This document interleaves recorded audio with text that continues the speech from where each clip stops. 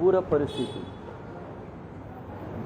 ही आजही चिंतेची आणि गंभीर गोष्ट आहे, पण त्या बाबतीत सरकार गंभीर नाही. गेले 2 दिवस सरकार आणि त्याच्या आधी प्रधानमंत्री मोदींच्या आगत स्वागतामध्ये अडकून पडलं.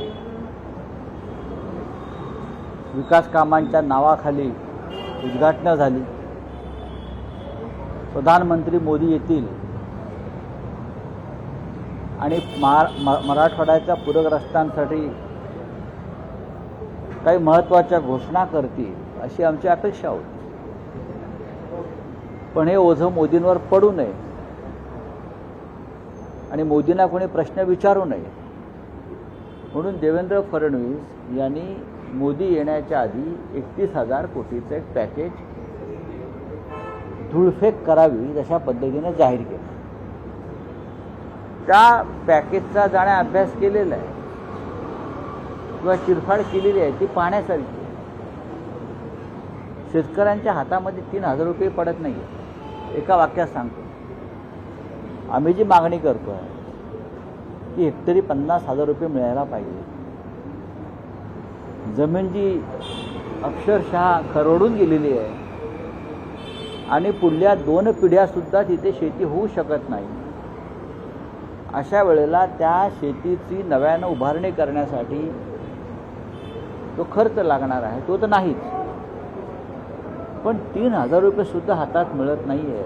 कर्जमाफीचा विषय नाही, असे अनेक विषय आहेत. त्या संदर्भात आपल्या मागण्यांसाठी शिवसेना मराठवाड्यात संभाजीनगर येथे उद्या हंबरडा मोर्चा, हा आमचा हंबरडा शेतकऱ्यांचा आहे, तो काढेल. स्वतः शिवसेना पक्षप्रमुख उद्धव ठाकरे हे त्या मोर्चाचं नेतृत्व करतील. शिवसेनेचे नेते अंबादास दानवे, मराठवाड्यातले खास करून चंद्रकांतजी खैरे आणि आमचे सर्व जिल्हा प्रमुख, त्या भागातले खासदार यांनी त्या मोर्चाची जय्यत तयारी केलेली आहे. हजारोच्या संख्येने शेतकरी संभाजीनगरला येतील. मोर्चा संपल्यावर संभाजीनगरला शिवसेनेचं मुख्यालय, शिवसेना भवन तिकडलं जे आहे त्याचं उद्घाटन उद्धव ठाकरे करतात. केंद्राकडून मदतीची अपेक्षा होती की पंतप्रधान नरेंद्र मोदी 2 दिवस केंद्राकडून आर्थिक पॅकेज याची अशी अपेक्षा होती, किती रक्कम दिली जाणार आहे, किती दिली गेली आहे असं नाही. नरेंद्र मोदी यांनी मराठवाड्यातील शेतकऱ्यांना PM केअर फंडातून तरी मदत करावी, निदान कर्जमाफी अशा प्रकारची मागणी शिवसेना पक्षप्रमुख उद्धव ठाकरे यांनी वारंवार केली आहे. मग PM केअर फंडाची गरज कशा करताय, ती उभारणी का केली? काही लाख कोटी त्यात पडलेले आहेत. जर तुम्ही पूरग्रस्त शेतकऱ्यांना त्यातून मदत होणार नसेल तर हा पैसा कुठून गोळा केला, कोणासाठी केला, त्याचा उपयोग काय, या संदर्भात जनतेला माहिती मिळायला पाहिजे. कोणासाठी पैसा आहे? आम्हाला आमचे शेतकरी कर्जबाजारी आहेत. गेल्या 4 महिन्यामध्ये 212 शेतकऱ्यांनी मराठवाड्यात आत्महत्या केल्या. 212. हे आत्महत्याचं प्रमाण भविष्यात वाढू शकतं. शेतकऱ्यांचे प्राण महत्त्वाचे नाहीत का आमच्या मराठवाड्यातल्या? की मराठवाडा आजही निजामाच्या राजवटीखाली आहे आणि त्या निजामाचे बाप महाराष्ट्रात राज्य करतायत असं आम्ही समजायचं का? की निजामाचे बाप आहेत का? निजामाच्या वर अत्याचार आणि शोषण मराठवाड्यातल्या शेतकऱ्यांचा सुरू आहे. तुम्ही सातूरमातूर घोषणा करता, 3,000 कोटीचे मोठे मोठे आकडे देता आणि शेतकऱ्याच्या हातामध्ये भोपळाही पडायला तयार नाही. ही अत्यंत गंभीर गोष्ट आहे. रामदास कदम यांनी जो दसरा मेळाव्यामध्ये वक्तव्य केलं होतं त्याच्यावर काही मागास घेतलेली तुमचे, कारण ते म्हणतायत की केवळ शंका व्यक्त केली की बाळासाहेब ठाकरे यांना बदनामी करण्याचा कुठलाही हेतू नाही. मला असं वाटतं की रामदास कदम यांनी जी थुकी उडवलेली आहे ती त्यांना गिळावीच लागेल. अनिल परब यांनी अत्यंत व्यवस्थितपणे एक भूमिका मांडलेली आहे. रामदास कदम आणि त्यांचे गृहराज्यमंत्री असलेले चिरंजीवानी जे घोटाळे आणि गुन्हे करून ठेवलेले आहेत, विशेषतः इतर काही विषय त्यांनी मांडले, ती चिंतेची गोष्ट आहे. अशा पद्धतीनं जर मंत्री काम करत असतील तर देवेंद्र फडणवीस हे कॅबिनेट चालवत नसून एक गुंडांची टोळी चालवत आहेत. स्वतः रामदास कदम यांनी सांगितलं आहे की विधान परिषदेचे सभापती, त्यांच्याकडे बोट आहे त्यांचं, राम शिंदे यांच्या सूचनेवरून त्यांनी त्या घायवळ नावाच्या एका संशयास्पद व्यक्तीला शस्त्र परवाना दिला. असे आतापर्यंत किती शस्त्र परवाने दिले?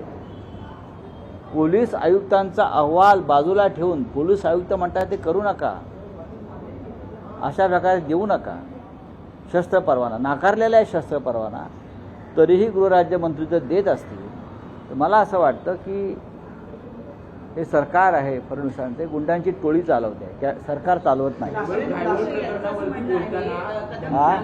प्रकरणावरती बोलताना केंद्रीय मंत्री यांनी बोलणं टाळलेलं आहे कायदा सुव्यवस्थेच्या प्रश्नावर, त्यांनी ते पत्रकार परिषदेतून उठून घेतलं. का घायवळ हे त्यांच्या पक्षाचे कार्यकर्ते आहेत का? काय पुण्यातले ते खासदार आहेत, पुण्याचं प्रतिनिधित्व करतात. मंत्र्यांनी किंवा लोकप्रतिनिधींनी असे प्रश्न टाळू नयेत, लोकांच्या मनातल्या शंकांना उत्तर दिलं पाहिजे. कदम यांचा असा दावा आहे की लायसन्स हे इंडिव्हिज्युअल व्यक्तीच्या नावे अप्लाय केलं जातं आणि 11 वर्षांपूर्वी त्यांच्यावर जे काही गुन्हे होते बघा, त्यातून न्यायालयाने त्यांची सुटका केली. असं कोण म्हणतंय? असं योगेश कदम म्हणतात. मला माहीत नाही. अनिल परब जे आहेत आमचे, ते याच्यावरती उत्तम प्रकारे भाष्य करते. अजितदादा म्हणतात ते यांच्या प्रचारामध्ये दिलीप घ्यावं यांचं भाषण त्यांनी केलं होतं, प्रचार केला होता आणि त्याची परतफेड म्हणून अशा प्रकारे नक्कीच आम्ही जे म्हणतोय की भारतीय जनता पक्षानं राज्यातल्या सगळ्या गुंड टोळ्या आपल्या प्रचारामध्ये उतरवल्या होत्या. आजही गुंडांना पोसणारा पक्ष किंवा भ्रष्टाचारांना पोसणारा पक्ष म्हणून भारतीय जनता पक्षाकडे बोट दाखवावं लागतं. आता सुद्धा नाशिकमध्ये सुद्धा अशा प्रकारच्या लोकांनी जे गोळीबाराचं कृत्य केलेलं आहे त्याच्यामध्ये भारतीय जनता पक्षामध्ये प्रवेश केलेले लोक आहेत नव्यानं. चौकशी कालपासून सुरू आहे. हो, त्यांना अटक व्हायला पाहिजे. भारतीय जनता पक्षात गेल्यावरती, वॉशिंग मशीनमध्ये गेल्यावरती खून, हत्या, गोळीबार असे गुन्हे जर माफ होत असतील तर या देशातलं कायद्याचं पुस्तक जे आहे ते कामाचं नाही, ते जाळावं लागेल. रोहित पवार यांचा प्रचार करताना सुद्धा घायवळ दिसतो. मला माहित नाही. आभार सुद्धा मानले का? नाही असतील, मला माहीत नाही. प्रश्न आता या क्षणी प्रश्न फक्त त्याला शस्त्र परवाना कसा मिळाला हाच आहे.